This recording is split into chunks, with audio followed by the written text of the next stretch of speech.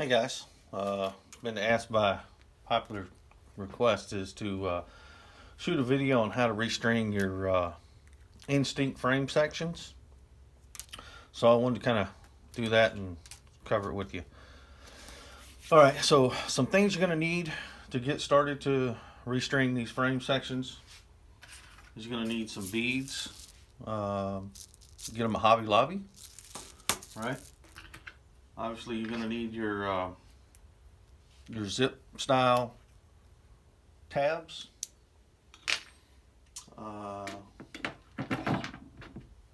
needle nose, glue, more beads there, and if you can get a hold of them, some hemostats are wonderful too. And of course, your favorite cutting device, razor blade knife, and these are what you're going to need to get this project going. Okay, now not everybody's going to make. Well, of course, you're going to need your fishing line. Okay, so my choice was the Berkeley monofilament, obviously orange in color. And it comes out to be 0.91 millimeters. That's probably the thickest that you're going to get through these holes, okay? Some people go 60. I like the 80, a little bit thicker. But that's a pro and con. Okay, so once you got them items now, you don't have to make a template, but I find it helps me. I've done tons of these, so this just helps keep me in the right length and area, okay? So I picked this up, piece of equipment, come with, this is the box that a Haas lathe come in, and I just cut the packaging or the sides out. This is 3 foot in length, 2 foot wide, and when I was at Hobby Lobby, I picked up a dowel pin, or dowel rods, cut it, used 1.25 inch wood screws. So anyway, so how I set it up was, I took a good one off my Instinct right there, and I just set it up knowing that's what I want. And this helps me, whoops, this got twisted. There you go. There. It just helps me to make sure that my length on a known good one, that's where I want. Now the reason I leave the tips of these screws up, as we'll talk about that, is the first one is almost a U-turn. You know, when the first one is just practically a U-turn, and I'll show you the trick to that. So anyway, that's how I set up my jig. All right, there we go. Now, so you can get the first section that you want to restring. That's one of them good ones I've hit. Bent, torqued. Alright, so when you get these, they don't come glued together. So first thing I like to do is, and like I said, you can see where the line lays, and this first one is literally a U-turn. The line comes in and immediately comes back out the other side. Of course, this one has a little bit more gentler turn, and then of course the last one has a nice, you know, U-shaped turn. So go ahead, put the cap on, as you'll see. Whoop, here we go. So check this out, and you'll see what I'm talking about on this one. Do you see how that almost makes a U-turn right there? That's the one, this is the hardest. Then you have this one, it's a little gentler, and then of course this last one is really gentle. Okay, if you'll notice, this one actually come unglued on me. Cool. You have this little reservoir here, and what that is you match it with your hole there, like so, and that's where, like that, that's where you're going to put your glue. So you're going to take your super glue and drop down in there and glue that cap on. Okay, so that's how you do it right there. This is the channel for the glue. That's the channel to get into the glue. And then you put them together as such and glue it. Just like that. Okay? Got that. Alright, so we'll go with one that's already, let's get one that's already kind of going. I'll show you. This is where I cut the lines, and there we go. Take these out. Okay, as you can see, this one's already glued. Good to go. So what I do is I take the fishing line from my trusty box here, and we're going to start at the top. And this line usually, spool out there please. This line goes from the outside to the inside, or vice versa. Now when it comes to weaving this, you can get as creative as you would like. Don't necessarily have to follow the traditional weave. If you've got a better way to weave this, you know somebody's a weave master, I'd like to see you do some creative stuff. Okay, and I'm gonna give myself a little extra for the bead and for the knot. Okay, so there, now I know what I need to cut. Where's my trusty cutting tool? I'll go ahead and cut that. Now, here's the trick, the key to this. What I'm gonna do is I'm gonna fillet. All right, so I'm gonna take this and I'm really just kind of filleting that down. Look how it rolls up there. There we go. And what that's doing is it cutting the diameter. It's leaving a nice little point on it, and you're gonna put it in your first one. All right. This one is the hardest one because it's gonna make an almost U-turn. So once you get it started, right there, needle nose, this is what's important. Take it, small little push, small little, don't get too big of a bite because it'll kink on you. Push, see how it's coming out the top now? Push, push, nice small little bites. Push, push. Now if you get a bite, too big of a bite, look, it'll bow up, it'll get kinked. Small little bites, reach over here. And again, the key to this, the whole process, patience, patience, patience, patience, patience, patience, patience. I recommend not drinking, because by the time you get this thing done, you will be passed out pissing on yourself.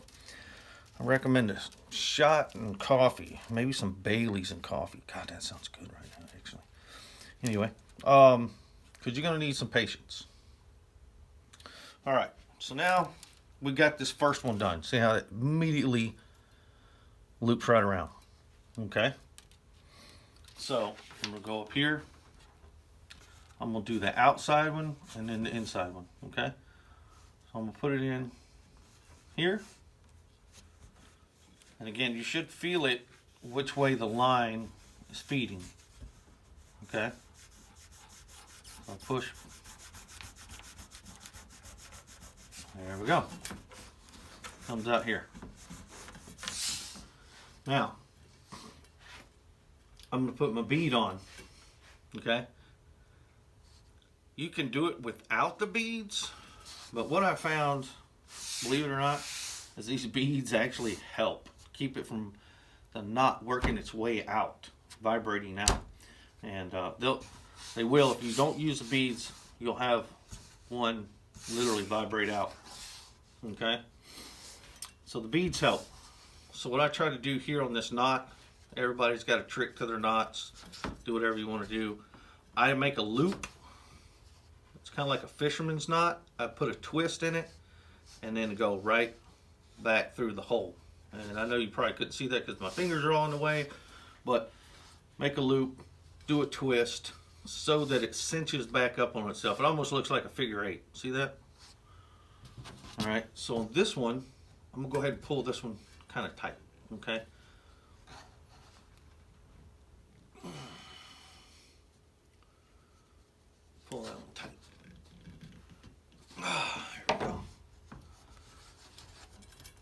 And I'm gonna go ahead and trim it just a little bit. I don't need that much line left over. There we go. Now the beads on there, and pow, there it is. So now I'm going to adjust my length here.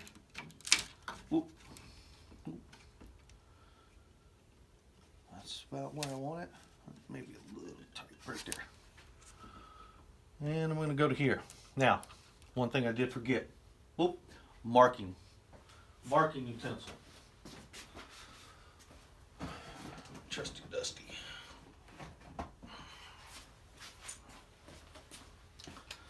So what I'm going to do is I got it where I want it.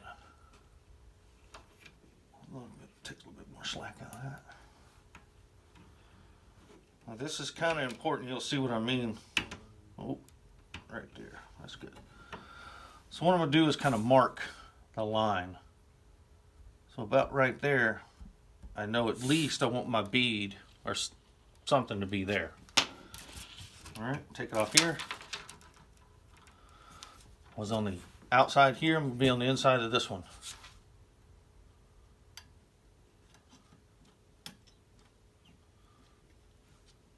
Now, another $1 million trick is that sometimes, no matter what you do, is that line wants to go the opposite way. You want it to come out this way and it will only go that way. Is you can take old metal coat hanger, run your coat hanger in here and kind of hook it, fish hook it out. Okay. All right, keep coming. There it is. All right, so now I can pull this out, push this all the way up in there. Wow. Now I have my mark. So give me another bead.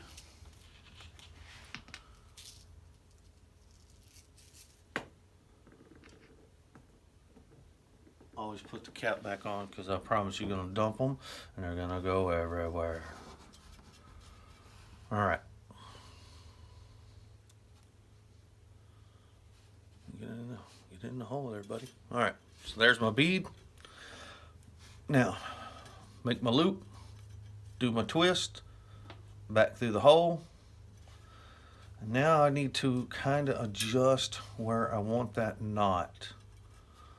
Want it to, you have to work with the line, work with the knot, adjust it, adjust it, adjust it.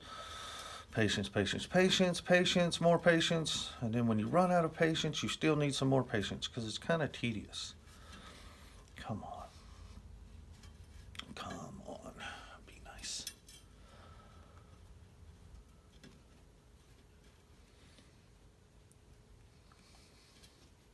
Remember, you want to be about to that line. That mark you made, or it's going to be too slack. And that's where the tricky part gets into, and I'll show you in just a second if I can get this thing where I want it. Come on. All right, where are we? I'm going to go down a little bit more. I'll be right there. I'll be down a little more. Come on. Come on.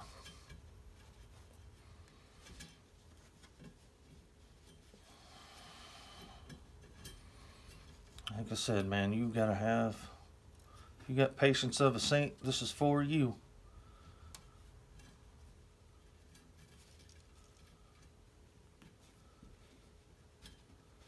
There we go. There we go. All right. There's my mark. There's this. All right. Now, I'm not going to cinch this one up terribly tight, okay? Because this one might need adjusting. You pick one side and you use it as your adjustment. So what I'm going to do is, and I got a lot of left over here, is now I'm going to test it, right? So before I cinch that up, is this where I want it? Lengthwise. That's a little tight, okay? Am I going to get some slack out of that? No. So I need to move this knot up a little bit. And so this is where I'm talking about adjusting.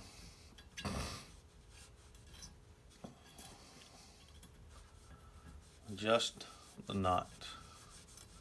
And that's why it don't matter what side you decide to adjust, but use one side to keep you a little bit of length on the. Here we go. All right. So, because what might throw you off is the diameter of the bead. So I did mark that spot, but I want the knot a little bit higher, give me a little bit more length. I think the size of the bead might have threw my measurement off a little bit. And so I'm going to push this knot up just a little bit. Okay. Here we go. And again, I'm going to trim some of that though. I don't need exactly that much. All right, trim about half of that. Here we go. Pull it back down.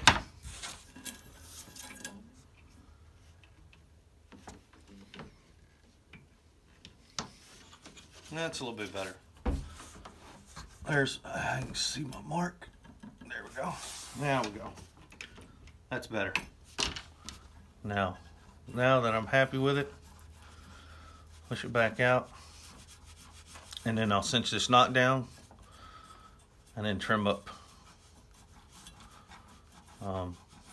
excess. There we go. Okay, so now give me some more